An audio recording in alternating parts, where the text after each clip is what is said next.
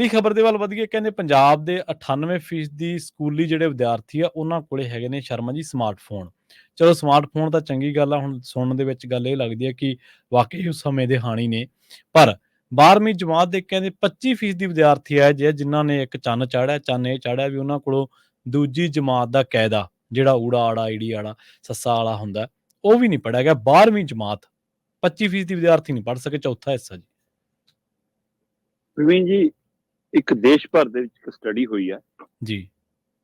ਦੇਸ਼ ਦੇ 26 ਸੂਬਿਆਂ ਦੇ 28 ਜ਼ਿਲ੍ਹਿਆਂ ਦੇ ਵਿੱਚ ਇਹ ਸਰਵੇਖਣ ਹੋਇਆ ਜੀ। ਉਹਨਾਂ 'ਚ ਪੰਜਾਬ ਵੀ ਹੈ, ਹਰਿਆਣਾ ਵੀ ਹੈ। ਉਹ 2-3 ਪੜਾਵਾਂ 'ਚ ਸਰਵੇਖਣ ਹੋਇਆ। ਇੱਕ ਤਾਂ ਸਰਕਾਰੀ ਸਕੂਲਾਂ 'ਚ ਵਿਦਿਆਰਥੀਆਂ ਦੀ ਗਿਣਤੀ ਕਿੰਨੀ ਹੈ, ਦੂਸਰਾ ਉਹਨਾਂ ਦਾ ਪੜ੍ਹਾਈ ਦਾ ਪੱਧਰ ਕਿਹੋ ਜਿਹਾ ਜੀ, ਤੀਸਰਾ ਉਹ ਟੈਕਨੋਲੋਜੀ ਦੇ ਹਿਸਾਬ ਨਾਲ ਕਿੱਥੇ ਖੜੇ ਨੇ। ਜਦੋਂ ਇਸ ਤਰ੍ਹਾਂ ਦੇ ਸਰਵੇ ਹੋਏ ਤਾਂ ਇਹਦੇ ਵਿੱਚ ਭਾਰਤੀਆਂ ਵਿਦਿਆਰਥੀਆਂ ਦੇ ਲਈ ਤੇ ਉਹ 'ਚ ਪੰਜਾਬ ਵੀ ਵਿੱਚੇ ਆਉਂਦਾ ਹੈ ਕਿ ਉਹ ਸਰਵੇ ਦੇ ਵਿੱਚ ਸਾਡੀ ਇਸ ਗੱਲ ਦੀ ਗਰਾਫ ਦੇਖੀ ਗਈ ਕਿ ਅਸੀਂ ਜਿਹੜੇ 14 ਤੋਂ 18 ਸਾਲ ਦੇ ਜਵਾਕ ਨੇ, 14 ਸਾਲ ਦਾ ਜਵਾਕ ਪਾਸ ਕਰ ਜਾਂਦਾ ਹੈ 9ਵੀਂ 10ਵੀਂ ਦੇ ਵਿੱਚ, 15 ਸਾਲ 16 ਸਾਲ ਦਾ ਜਵਾਕ 10ਵੀਂ ਪਾਸ ਕਰ ਜਾਂਦਾ ਤੇ ਇਹਦਾ ਮਤਲਬ 18 ਸਾਲ ਤੱਕ ਵਾਲਾ ਜਵਾਕ 12ਵੀਂ ਪਾਸ ਕਰ ਜਾਂਦਾ ਹੈ ਜੀ। ਤੇ 14 ਤੋਂ 18ਵੀਂ ਜਮਾਤ ਵਾਲਾ ਮਤਲਬ 8ਵੀਂ ਤੋਂ ਲੈ ਕੇ 12ਵੀਂ ਤੱਕ ਦੇ ਜਮਾਤ ਵਾਲਾ ਵਿਦਿਆਰਥੀ ਜੇਕਰ ਦੂਜੀ ਜਮਾਤ ਦਾ ਕਾਇਦਾ ਨਾ ਪੜ੍ਹ ਪਾਵੇ ਔਰ ਉਹ ਵੀ ਆਪਣੀ ਮਾਂ ਬੋਲੀ ਵਾਲਾ, ਕਿਹਨੂੰ ਜ਼ਿੰਮੇਵਾਰ ਠਹਿਰਾਉਂਗੇ? ਸਰਕਾਰਾਂ ਨੂੰ ਜੀ, ਸਿਸਟਮ ਨੂੰ, ਸਾਡੇ ਉੱਤੇ ਬਹੁਭਾਸ਼ੀ ਥੋਕੇ ਬੇ ਸਿਸਟਮ ਨੂੰ, ਅਧਿਆਪਕਾਂ ਦੇ ਕਾਰਜ ਨੂੰ, ਜਾਂ ਅਧਿਆਪਕਾਂ ਨੂੰ ਦਿੱਤੇ ਬੇਲੋੜੇ ਕੰਮ ਨੂੰ, ਕਿਹਨੂੰ ਜ਼ਿੰਮੇਵਾਰ ਠਹਿਰਾਉਂਗੇ? ਕਿਤੇ ਨਾ ਕਿਤੇ ਹੁਣ ਤਾਈਆਂ ਸਾਰੇ ਪਾਸਿਓਂ ਉਜਾਗਰ ਹੋਈਆਂ ਨੇ। ਆ ਲਓ, ਮੇਰੇ ਕੋਲ ਅੰਕੜੇ ਪਏ ਨੇ। ਕਹਿੰਦੇ ਦੇਸ਼ ਦੇ 26 ਸੂਬਿਆਂ ਦੇ ਵਿੱਚ 28 ਜ਼ਿਲ੍ਹਿਆਂ 'ਚ ਸਿੱਖਿਆ ਪੱਧਰ ਦੀ ਇੱਕ ਜਾਂਚ ਦਾ ਸਰਵੇਖਣ ਹੋਇਆ। ਇਹਦੇ ਵਿੱਚ 14 ਸਾਲ ਤੋਂ ਲੈ ਕੇ 18 ਸਾਲ ਤੱਕ ਦੇ 25% ਵਿਦਿਆਰਥੀ ਦੂਜੀ ਜਮਾਤ ਦਾ ਪਾਠ ਵੀ ਨਹੀਂ ਪੜ੍ਹ ਸਕੇ, ਦੂਜੀ ਜਮਾਤ ਦਾ ਕਾਇਦਾ ਵੀ ਨਹੀਂ ਪੜ੍ਹ ਸਕੇ ਜੀ। ਔਰ ਇਹ ਕਾਇਦਾ ਉਹਨਾਂ ਦੀ ਆਪਣੀ ਮਾਂ ਬੋਲੀ 'ਚ ਸੀ। ਇੱਥੋਂ ਤੱਕ ਕਿ 40% ਵਿਦਿਆਰਥੀ ਦੂਜੀ ਤੇ ਤੀਜੀ ਜਮਾਤ ਦੀ ਗੁਣਾ ਤੇ ਵੰਡ ਦੇ ਸਵਾਲ ਵੀ ਹੱਲ ਨਹੀਂ ਕਰ ਸਕੇ, ਜਿਹਨੂੰ ਆਪਾਂ ਸਿੱਧੀ ਇੱਕ ਅੱਖਰ ਵਾਲੀ ਵੰਡ ਜਾਂ ਇੱਕ ਅੱਖਰ ਵਾਲੀ ਗੁਣਾ ਕਹਿੰਦੇ ਆ, ਉਹਦਾ ਵੀ ਹੱਲ ਨਹੀਂ ਕਰ ਸਕੇ। ਉਹਦੇ 14 ਸਾਲ ਦਾ ਜਵਾਕ 8ਵੀਂ ਪਾਸ ਕਰ ਚੁੱਕਿਆ ਹੁੰਦਾ, 18 ਸਾਲ ਵਾਲਾ ਜਵਾਕ 12ਵੀਂ ਪਾਸ ਕਰ ਚੁੱਕਿਆ ਹੁੰਦਾ। ਸੋ ਇਹ ਅੰਕੜੇ ਬਹੁਤ ਫਿਕਰਮੰਦੀ ਵਾਲੇ ਨੇ। ਤੇ ਇੱਥੋਂ ਹੀ ਸਵਾਲ ਪੈਦਾ ਹੋਇਆ ਕਿ ਭਾਈ ਫਿਰ ਸਥਿਤੀ ਕੀ ਆ। ਕਹਿੰਦੇ ਜੀ ਜੇਕਰ ਸਰਕਾਰੀ ਸਕੂਲਾਂ ਦੀ ਸਥਿਤੀ ਗੱਲ ਕਰੀਏ ਤਾਂ 98% ਕੁੜੀਆਂ ਬੰਗਾਲ ਦੇ ਵਿੱਚ ਸਰਕਾਰੀ ਸਕੂਲ 'ਚ ਪੜ੍ਹਦੀਆਂ ਨੇ ਤੇ 93% ਮੁੰਡੇ ਉੱਥੇ ਸਰਕਾਰੀ ਸਕੂਲਾਂ 'ਚ ਪੜ੍ਹਦੇ ਨੇ। ਦੂਆ ਨੰਬਰ ਉੱਤਰਾਖੰਡ ਦਾ ਆਉਂਦਾ, 88% ਕੁੜੀਆਂ ਉੱਥੇ ਸਰਕਾਰੀ ਸਕੂਲ 'ਚ ਪੜ੍ਹਦੀਆਂ ਨੇ, 91% ਮੁੰਡੇ ਉੱਥੇ ਸਰਕਾਰੀ ਸਕੂਲ 'ਚ ਪੜ੍ਹਦੇ ਨੇ। ਤੀਜਾ ਨੰਬਰ ਬਿਹਾਰ ਦਾ ਆਉਂਦਾ, ਉੱਥੇ ਵੀ ਕਹਿੰਦੇ ਕਿ 90% ਲਗਭਗ ਕੁੜੀਆਂ ਤੇ 86% ਮੁੰਡੇ ਸਰਕਾਰੀ ਸਕੂਲਾਂ 'ਚ ਪੜ੍ਹਦੇ ਨੇ। ਸਾਡਾ ਇਹ ਅੰਕੜਾ ਬਹੁਤ ਪਿਛਾ, ਅਸੀਂ ਇੱਥੇ ਖੜਦੇ ਹੀ ਨਹੀਂ, ਕਿਤੇ 50% ਤੋਂ ਥੱਲੇ ਫਿਰਦੇ ਆ। ਤੇ ਸਾਡੇ ਅੱਜ ਦੇ ਸਰਕਾਰੀ ਸਕੂਲਾਂ ਦੀ ਜੋ ਸਥਿਤੀ ਹੈ, ਮਾਸਟਰਾਂ ਦੀਆਂ ਤਨਖਾਹਾਂ ਚੰਗੀਆਂ ਨੇ, ਉਹਨਾਂ 'ਚ ਕੈਟਾਗਰੀ ਵਾਈਜ਼ ਹੈਗੀਆਂ, ਮਾਸਟਰਾਂ ਦੀ ਦਿੱਕਤਾਂ ਬਹੁਤ ਹੈਗੀਆਂ, ਕੱਚੇ ਪੱਕੇ ਵਾਲਾ ਮਸਲਾ ਹੈਗਾ, ਕੰਟਰੈਕਟ ਵਾਲਾ ਮਸਲਾ ਹੈਗਾ, ਪਰ ਜਿਹੜੇ ਪਹਿਲਾਂ ਤੋਂ ਸਥਾਪਿਤ ਨੇ ਉਹਨਾਂ ਦੀਆਂ ਤਨਖਾਹਾਂ ਚੰਗੀਆਂ ਨੇ। ਪਰ ਸਕੂਲਾਂ ਦੇ ਵਿੱਚ ਜਵਾਕ ਸਾਡੇ ਆਮ ਘਰਾਂ ਦੇ ਨਹੀਂ ਪੜ੍ਹਦੇ। ਆਪਾਂ ਸਾਰੇ ਸਰਕਾਰੀ ਸਕੂਲਾਂ ਦੀ ਪੈਦਾਇਸ਼ ਆ, ਪਰ ਹੁਣ ਜਵਾਕ ਕਿੱਥੇ ਜਾ ਰਹੇ ਨੇ ਇਹ ਸਾਨੂੰ ਸੋਚਣ ਦੀ ਲੋੜ ਹੈ। ਕਿਉਂ ਜਾ ਰਹੇ ਨੇ ਵੀ ਸੋਚਣ ਦੀ ਲੋੜ ਹੈ। ਕੀ ਸਰਕਾਰੀ ਸਕੂਲ ਸਮਰੱਥ ਨਹੀਂ, ਕਿ ਸਰਕਾਰੀ ਸਕੂਲ ਉਨੀ ਗਿਣਤੀ ਦੇ ਨਹੀਂ, ਜਾਂ ਅਸੀਂ ਊਚ ਨੀਚ ਦਾ ਪਾੜਾ ਪਾ ਲਿਆ ਤੇ ਉੱਥੇ ਬਾਹਰਲੇ ਸੂਬਿਆਂ ਤੋਂ ਆਏ ਜਵਾਕ ਵੱਧ ਪੜ੍ਹ ਰਹੇ ਨੇ। ਅੱਜ ਦੀ ਤਰੀਕ 'ਚ ਇਹ ਵੀ ਇੱਕ ਰਿਕਾਰਡ ਹੈਗਾ। ਪਰ ਜਦੋਂ ਟੈਕਨੋਲੋਜੀ ਵਾਲਾ ਸਰਵੇ ਆਉਂਦਾ, ਉਸ ਸਰਵੇ ਦੇ ਵਿੱਚ ਕਹਿੰਦੇ ਜੀ ਅਸੀਂ ਮੱਲ ਮਾਰਨ 'ਚ ਕਾਮਯਾਬ ਆ। ਪੰਜਾਬ ਤੇ ਹਰਿਆਣਾ ਉਸ ਸਰਵੇ 'ਚ ਮੋਹਰੀ ਆ। ਪੰਜਾਬ ਦੇ 99%, ਹਰਿਆਣੇ ਦੇ 94% ਜਮਾਤਾਂ ਕੋਲ ਸਮਾਰਟਫੋਨ ਹੈ ਜੀ। ਹੁਣ 8ਵੀਂ ਤੋਂ 12ਵੀਂ ਤੱਕ ਦੇ ਜਵਾਕ ਦੇ ਹੱਥ 'ਚ ਸਮਾਰਟਫੋਨ ਆ ਗਿਆ ਤੇ ਇਹਦਾ ਮਤਲਬ ਇਹ ਨਹੀਂਗਾ ਕਿ ਉਹ ਇਹਦੇ ਰਾਹੀਂ ਕੋਈ ਪੜ੍ਹਾਈ ਉਹ ਕਰ ਰਿਹਾ।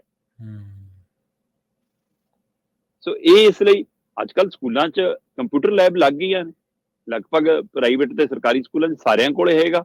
ਤੇ ਅੰਕੜਾ ਲਗਭਗ ਸੂਬਿਆਂ ਦੇ ਹਵਾਲੇ ਨਾਲ ਕਿ 14 ਤੋਂ 18 ਸਾਲ ਦੇ ਜਵਾਕਾਂ ਦੇ ਵਿੱਚ 94.8% ਹਰਿਆਣਾ ਦੇ ਜਵਾਕਾਂ ਕੋਲ ਸਮਾਰਟਫੋਨ ਹੈ ਤੇ 98.6% ਪੰਜਾਬ ਦੇ ਜਵਾਕਾਂ ਦੇ ਕੋਲ ਸਮਾਰਟਫੋਨ ਹੈਗੇ। ਇਹੋ ਨਹੀਂ, ਕੰਪਿਊਟਰ ਦੇ ਮਾਮਲੇ ਦੇ ਵਿੱਚ ਵੀ ਹੈ ਨਾ, ਮਤਲਬ ਕਿ ਜਿਵੇਂ ਜੇਕਰ ਮੈਂ ਗੱਲ ਕਰਾਂ ਤਾਂ ਸਰਵੇ 'ਚ ਇਹ ਵੀ ਗੱਲ ਸਾਹਮਣੇ ਕਿ 90% ਮੁੰਡੇ, 87% ਕੁੜੀਆਂ ਇਹਨਾਂ ਕੋਲ ਸਮਾਰਟਫੋਨ ਨੇ। ਜੇਕਰ ਆਪਾਂ ਓਵਰਆਲ ਗੱਲ ਕਰੀਏ ਤਾਂ ਕੁੱਲ ਜਿਹੜਾ ਸਰਵੇ ਹੋਇਆ ਉਹਦੇ ਵਿੱਚ ਗੱਲ ਖੁੱਲ ਕੇ ਆਈ ਕਿ 90% ਮੁੰਡਿਆਂ ਕੋਲ ਹੈ, 87% ਕੁੜੀਆਂ ਕੋਲ ਹੈ। ਇਹ ਸਮਾਰਟਫੋਨ ਉਸ ਹਵਾਲੇ ਨਾਲ ਵੀ ਸਰਵੇ ਹੈ ਕਿ ਜ਼ਿਆਦਾਤਰ ਇਹਨਾਂ ਚੋਂ ਜਵਾਕ ਆਪਣੀ ਮਾਂ ਦਾ ਸਮਾਰਟਫੋਨ ਆਪਣੇ ਕਬਜ਼ੇ 'ਚ ਰੱਖਦੇ ਆ। ਠੀਕ ਹੈ। ਮਾਂ ਨੂੰ ਮਿਲਿਆ ਹੁੰਦਾ ਪਰ ਕਬਜ਼ਾ ਜਵਾਕਾਂ ਦਾ। ਸੋ ਇਹ ਵੀ ਇੱਕ ਹਵਾਲਾ। ਤੇ ਦੂਸਰੇ ਪਾਸੇ ਕਹਿੰਦੇ ਕਿ ਇਸੇ ਤਰ੍ਹਾਂ ਕੰਪਿਊਟਰ ਲੈਪਟਾਪ ਦੇ ਮਾਮਲੇ ਦੇ ਵਿੱਚ ਵੀ 10% ਮੁੰਡਿਆਂ ਕੋਲ ਤੇ 8% ਕੁੜੀਆਂ ਕੋਲ ਕੰਪਿਊਟਰ ਜਾਂ ਲੈਪਟਾਪ ਹੈਗੇ ਨੇ ਜਿਹੜੇ ਉਹਨਾਂ ਕੋਲ ਘਰਾਂ 'ਚ ਹੈਗੇ ਨੇ। ਸੋ ਇਸ ਚੀਜ਼ ਦਾ ਵਾਧਾ ਹੋਣਾ ਚੰਗੀ ਚੀਜ਼ ਆ, ਪਰ ਸਮਾਰਟਫੋਨ ਤੁਹਾਨੂੰ ਪੜ੍ਹਾਈ ਤੋਂ ਕਿਤਾਬ ਤੋਂ ਦੂਰ ਵੀ ਲੈ ਕੇ ਜਾ ਰਿਹਾ, ਖਾਸ ਕਰ ਇਸ ਵਿਦਿਅਕ ਵਰ੍ਹੇ ਦੇ ਵਿੱਚ। ਇਸ ਦੇ ਉੱਤੇ ਸਾਨੂੰ ਖੁਦ ਨੂੰ ਨਜ਼ਰਸਾਨੀ ਵੀ ਕਰਨ ਦੀ ਲੋੜ ਹੈ ਕਿ ਅਸੀਂ ਉੱਥੇ ਕੀ ਭੂਮਿਕਾ ਨਿਭਾਉਂਦੇ ਹਾਂ। ਸੋ ਇਹ ਸਰਵੇ ਫਿਕਰਮੰਦੀ ਵਾਲਾ ਹੈ ਕਿ ਅਸੀਂ ਆਪਣੇ ਜਵਾਕਾਂ ਦੇ ਲਈ ਕਿਸ ਪਾਸੇ ਵੱਧ ਰਹੇ ਹਾਂ। ਇਹਨਾਂ ਜਵਾਕਾਂ ਨੇ 18 ਸਾਲ ਤੱਕ ਦੇ ਜਵਾਕਾਂ ਦਾ ਜਦੋਂ ਸਰਵੇ ਹੋਇਆ ਤਾਂ ਉਹਦੇ ਵਿੱਚੋਂ 41% ਮਤਲਬ ਮੁੰਡਿਆਂ ਨੇ ਕਿਹਾ ਕਿ ਅਸੀਂ ਗ੍ਰੈਜੂਏਸ਼ਨ ਕਰਾਂਗੇ ਜੀ, ਹੈਨਾ। 45% ਤੋਂ ਵੱਧ ਕੁੜੀਆਂ ਨੇ ਕਿਹਾ ਕਿ ਅਸੀਂ ਗ੍ਰੈਜੂਏਸ਼ਨ ਕਰਾਂਗੇ ਤੇ ਉਹ ਤੋਂ ਅੱਗੇ ਦੀ ਪੜ੍ਹਾਈ ਕਰਾਂਗੇ, ਹੈਨਾ। ਜਦੋਂ ਇਹ ਸਰਵੇ ਦੇ ਵਿੱਚ ਇੱਕ ਗੱਲ ਹੋਰ ਉੱਭਰ ਕੇ ਆਈ ਕਿ ਬਿਹਾਰ, ਛੱਤੀਸਗੜ੍ਹ, ਗੁਜਰਾਤ, ਮੱਧ ਪ੍ਰਦੇਸ਼, ਮਹਾਰਾਸ਼ਟਰ, ਰਾਜਸਥਾਨ, ਹਰਿਆਣਾ ਤੇ ਪੰਜਾਬ, ਇੱਥੋਂ ਦੇ ਮੁੰਡਿਆਂ ਦੀ ਜ਼ਿਆਦਾਤਰ ਗਿਣਤੀ ਦੇ ਵਿੱਚ ਜਦੋਂ ਆਈ ਕਿ ਤੁਸੀਂ ਕੀ ਬਣਨਾ ਚਾਹੁੰਦੇ ਹੋ, ਉਹਨਾਂ 'ਚ ਜ਼ਿਆਦਾਤਰ ਗਿਣਤੀ ਫੌਜ 'ਚ ਜਾਂ ਪੁਲਿਸ 'ਚ ਭਰਤੀ ਹੋਣ ਦੀ ਆਈ ਤੇ ਪੰਜਾਬ ਤੇ ਹਰਿਆਣਾ 'ਚੋਂ ਵਿਦੇਸ਼ ਜਾਣ ਵਾਲੀ ਗਿਣਤੀ ਵੀ ਖਾਸੀ ਆਈ ਕਿ ਅਸੀਂ ਵਿਦੇਸ਼ ਜਾਣ ਦੇ ਇੱਛੁਕ ਹਾਂ। ਹਰਿਆਣਾ 'ਚੋਂ ਵੀ ਦਾ ਮਤਲਬ ਆਵਾਜ਼ ਉੱਠਣੀ ਆਪਣੇ ਆਪ 'ਚ ਅਹਿਮ ਹੈ। ਤੇ ਕੁੜੀਆਂ ਦੇ ਵਿੱਚੋਂ ਜ਼ਿਆਦਾਤਰ ਆਵਾਜ਼ ਡਾਕਟਰ ਬਣਨ ਦੀ ਜਾਂ ਟੀਚਰ ਬਣਨ ਦੀ ਆਈ।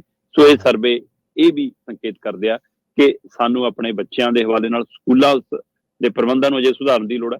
ਜੇ ਅਸੀਂ ਆਪਣੀ ਮਾਂ ਬੋਲੀ ਦਾ ਕਾਇਦਾ ਨਹੀਂ ਸਹੀ ਪੜ੍ਹ ਪਾ ਰਹੇ ਤਾਂ ਅਸੀਂ ਹੋਰ ਭਾਸ਼ਾਵਾਂ ਕਿਵੇਂ ਸਿੱਖ ਪਾਵਾਂਗੇ। ਇਸ ਗੱਲ ਦੇ ਉੱਤੇ ਗੌਰ ਕਰਨ ਦੀ ਲੋੜ ਹੈ ਕਿ ਸਾਨੂੰ ਪ੍ਰਾਇਮਰੀ ਤੱਕ ਦੀ ਸਿੱਖਿਆ ਆਪਣੀ ਬੋਲੀ 'ਚ ਦੇਣ ਦਾ ਪ੍ਰਬੰਧ ਕਰਨਾ ਪੈਣਾ। ਹਰ ਸੂਬੇ 'ਚ ਉੱਥੋਂ ਦੀ ਬੋਲੀ, ਉੱਥੋਂ ਦੀ ਭਾਸ਼ਾ 'ਚ ਪ੍ਰਾਇਮਰੀ ਤੱਕ ਦੀ ਸਿੱਖਿਆ ਦਾ ਸਰਕਾਰਾਂ ਪ੍ਰਬੰਧ ਕਰਨ ਤਾਂ ਬੱਚੇ ਆਪਣੀ ਭਾਸ਼ਾ 'ਚ ਨਿਪੁੰਨ ਬਣਨਗੇ ਤੇ ਹੋਰ ਭਾਸ਼ਾ ਨੂੰ ਵੀ ਆਸਾਨੀ ਨਾਲ ਬਾਅਦ 'ਚੋਂ ਸਿੱਖ ਸਕਣਗੇ। ਜੀ ਬਿਲਕੁਲ ਸ਼ਰਮਾ ਜੀ, ਜਦੋਂ ਅਸੀਂ ਕਾਨੂੰਨ ਹੀ ਇਹ ਜਿਹਾ ਲਿਆ ਦੇਣਾ ਕਿ ਰਾਈਟ ਟੂ ਐਜੂਕੇਸ਼ਨ ਐਕਟ, ਉਹ ਲਿਆਂਦਾ ਕਿਸ ਸੰਦਰਭ 'ਚ ਅਸੀਂ ਲੈ ਲਿਆ ਉਹਨੂੰ ਅਸੀਂ ਉਲਟ, ਅਸੀਂ ਆਖਿਆ ਸਕੂਲ ਹੀ ਨਹੀਂ ਜਾਣਾ, ਪਾਸ ਕਰ ਦੇਣਾ, ਜਦ ਕਿ ਸੀ ਤਾਂ ਉਹ ਕਿ ਐਜੂਕੇਸ਼ਨ ਸਭ ਦਾ ਬੇਸਿਕ ਰਾਈਟ ਹੈ, ਸਭ ਦਾ ਹੱਕ ਹੈ। ਹਾਂਜੀ, ਉਹਦੇ 'ਚ ਸਾਡੇ ਮੁਲਕ ਨੇ ਉਹਦੀ ਡੈਫੀਨੇਸ਼ਨ ਬੜੀ ਗਲਤ ਕੱਢੀ ਕਿ ਤੁਸੀਂ ਸਕੂਲ ਜਾਓ ਨਾ ਜਾਓ ਤੁਹਾਨੂੰ ਫੇਲ ਨਹੀਂ ਕੋਈ ਕਰੂਗਾ, ਪਰ ਅਸਲ ਦੇ ਵਿੱਚ ਉਹਦਾ ਮੰਤਵ ਇਹ ਸੀਗਾ ਕਿ ਹਰ ਬੱਚਾ ਸਕੂਲ ਜਾਣਾ ਚਾਹੀਦਾ, ਹਰ ਬੱਚਾ ਕਲਾਸ ਦੇ ਵਿੱਚ ਬੈਠਣਾ ਚਾਹੀਦਾ। ਚਰਚਾ ਤਾਂ ਇਹ ਵੀ ਚੱਲੀ ਸੀ ਮੁਲਕ ਦੇ ਵਿੱਚ ਉਦੋਂ ਕਿ ਰਾਈਟ ਟੂ ਟ੍ਰੀਟਮੈਂਟ ਐਕਟ ਵੀ ਹੋਣਾ ਚਾਹੀਦਾ, ਪਰ ਜੇਕਰ ਰਾਈਟ ਟੂ ਐਜੂਕੇਸ਼ਨ ਐਕਟ ਦੇ ਤੁਸੀਂ ਸਿੱਟੇ ਦੇਖ ਰਹੇ ਹੋ ਤੇ ਰਾਈਟ ਟੂ ਟ੍ਰੀਟਮੈਂਟ ਐਕਟ ਦੇ ਕਿਹੋ ਜਿਹੇ ਸਿੱਟੇ ਤੁਸੀਂ ਨਿਕਲਣਗੇ ਤੁਸੀਂ ਦੇਖ ਸਕਦੇ ਹੋ। ਸੋ ਇੱਕ ਸਮਾਂ ਸੀ ਸ਼ਰਮਾ ਜੀ ਆਪਣੇ ਸਕੂਲਾਂ ਵਾਰੀ ਜੋ ਦੂਜੀ ਕਲਾਸ ਦੇ ਵਿੱਚ, ਤੀਜੀ ਜਮਾਤ ਦੇ ਵਿੱਚ 20 ਤੱਕ ਪਹਾੜੇ ਆਉਣੇ ਲਾਜ਼ਮੀ ਹੁੰਦੇ ਸੀ। ਬਿਲਕੁਲ ਅਖੀਰਲਾ ਪੀਰੀਅਡ ਇਸੇ ਕੰਮ ਹੋਇਆ, ਉੱਚੀ ਉੱਚੀ ਇੱਕ ਦੂਣੀ ਉਹ ਦੋ ਦੂਣੀ ਐ ਚੱਲਦਾ ਹੁੰਦਾ ਸੀ ਨਾ। ਹਾਂਜੀ ਬਿਲਕੁਲ। ਤੇ ਉਹ ਮੈਨੂੰ ਲੱਗਦਾ ਸਕੂਲਾਂ ਨੇੜੇ ਜਿਨ੍ਹਾਂ ਦੇ ਘਰ ਹੁੰਦੇ ਸੀ ਉਹਨਾਂ ਨੂੰ ਵੀ ਪਹਾੜੇ ਯਾਦ ਹੋ ਜਾਂਦੇ ਸੀ, ਇੰਨੀ ਉੱਚੀ ਜਵਾਕ ਪੜ੍ਹਦੇ ਹੁੰਦੇ ਸੀ।